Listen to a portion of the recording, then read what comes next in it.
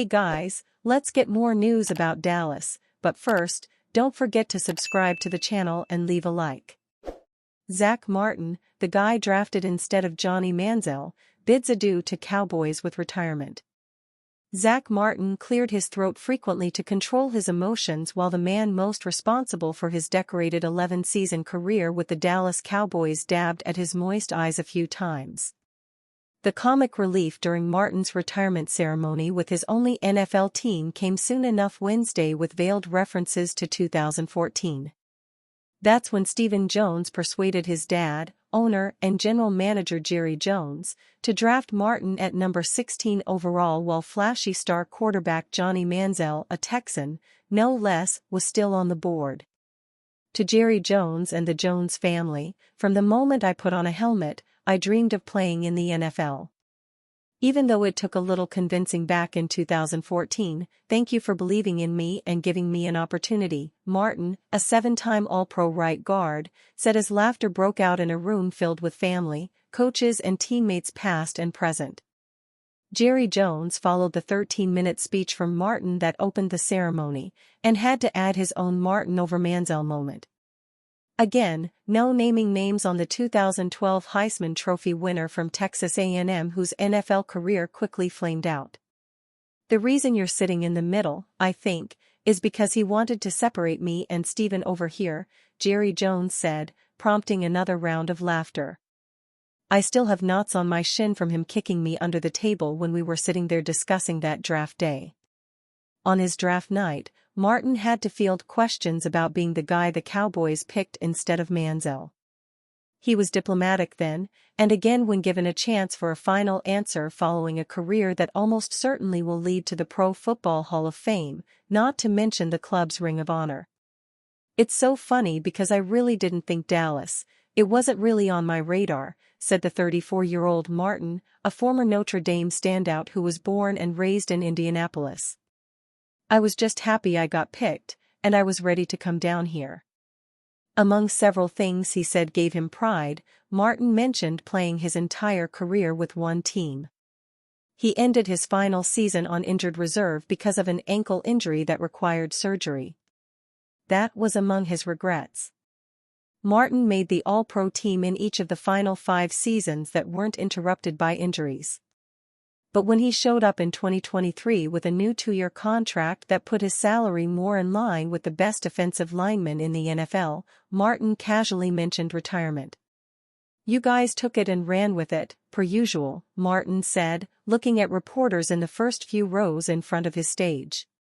But it has definitely been on my mind. Martin said he wanted to wait until after the Super Bowl to see if the itch to play might return. It didn't. Now he joins former teammate and close friend Travis Frederick as a full-time father.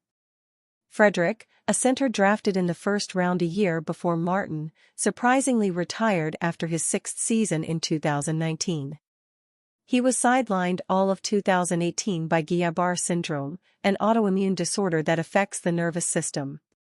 Frederick decided after returning for one more season that he couldn't perform to his expectations. Martin's first quarterback, Tony Romo, attended the ceremony along with his last, Dak Prescott. Longtime Dallas left tackle Tyron Smith also was there along with plenty of other current and former Dallas players. I gave everything I had every single day for you guys, Martin said during his opening speech. You were my motivation, the reason I pushed myself to be great. Consistency was my game, and I took pride in making sure that every one of you could count on me every Sunday. Consistency was one of the things that stood out to the Cowboys as the 2014 draft approached. Martin ended up being the 3rd offensive lineman taken in the first round by Dallas in a 4-year stretch. Smith went in 2011, 2 years before Frederick. When you look at it and you re-picking that high, you want to make sure you re-right, said Stephen Jones, the club's executive vice president of personnel. And one thing, when you watched Zack on the tape, it was hard to find anything that you didn't like about him. Just like tight end Jason Witten in his retirement speech 7 years earlier, Martin couldn't help but mention falling short of a championship. He didn't apologize to Jerry Jones about that the way Witten did, but the reality is Martin joins a long list of star players who couldn't get the Cowboys past the divisional round of the playoffs for the first time since the franchise's fifth Super Bowl title to cap the 1995 season. Cowboys fans react to, instead of ignoring, Jerry's new prediction.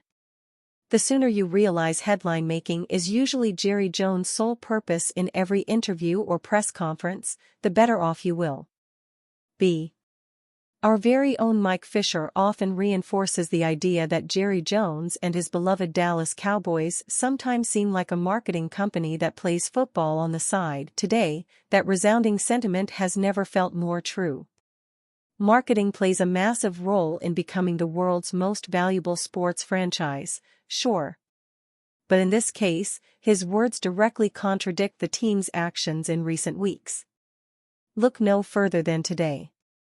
The Cowboys' latest move that strongly indicates his words formed today were nothing more than a provocative marketing ploy. Especially when you consider how quiet Jerry has been in recent weeks, almost eerily so, he was due for another headline-making splash. Jerry can say, "I'm not looking to be more aggressive in free agency," all he wants, but the team's actions are painting a much different picture. Cowboys owner Jerry Jones, when asked about the team looking to be more aggressive in free agency, "I don't think aggressive is the right word. I'm not looking at free agency as a place to fill voids." Jones thinks they can fill most of their voids in the draft. We've discussed the Cowboys' plan for free agency in great detail here, especially in recent weeks. Cowboys Trey Lance linked to most random team imaginable before free agency. The Dallas Cowboys will have plenty of new faces on the roster in 2025. One of the most secure position groups on the roster for the last several seasons, the quarterback room, could look a lot different. While Dak Prescott's 4-year extension will kick in next season, Cooper Rush and Trey Lance are free agents. Rush has been the team's backup for the last 7 years. As much as the team may want him back, it couldn't hurt to get a more mobile QB behind Prescott. That was part of the appeal of Lance, who Dallas acquired from the 49ers for a 4th-round pick before the 2023 season. The trade was a disaster. Lance was active for just 4 games in 2 seasons, all of which came in 2024 after Prescott's hamstring injury. There was some thought that Lance could return as Prescott's backup, but the team has all but confirmed it will move on. That means Lance is primed to test free agency for the first time in his career. It's unclear how courted Lance will be on the open market, but the former number 3 pick is already on one team's radar. According to ESPN's Jeremy Fowler, Lance is among the multiple veteran quarterbacks the Indianapolis Colts may look at in free agency. The other names include Daniel Jones, Justin Fields, and Jacoby Brissett. The Colts drafted Anthony Richardson 4th overall 2 years ago, but he has not progressed at the desired speed. While Richardson led the NFL with 14.4 yards per completion last season, he ranked dead last in completion rate and passer rating. He's also missed time with various injuries and got benched after removing himself from a game because he was tired. It makes sense why the Colts will be involved in the veteran QB market. While Jones may be Indy's top choice, they would be an intriguing landing spot for Lance. Head coach Shane Steichen has a history of working with mobile QBs, and Lance seemingly would have a path to playing meaningful snaps given Richardson's inefficiency and durability concerns. As superficial as it sounds, playing is the only way for Lance to revive his career. Finding a stable home certainly wouldn't hurt, but he started just 5 games in 4 years. It's no surprise he still looked raw last preseason. He played the most snaps of any QB and completed less than 65% of his passes, threw just 2 touchdowns, attempted a lowly 5.9 yards per pass attempt, and made history with 5 interceptions in the finale. We expect more teams to have interest in Lance, but it wouldn't surprise at all if the 24-year-old ended up in Indianapolis when all is said and done. And you, fan? What do you think about the situation of Trey Lance? Write to us in the comments.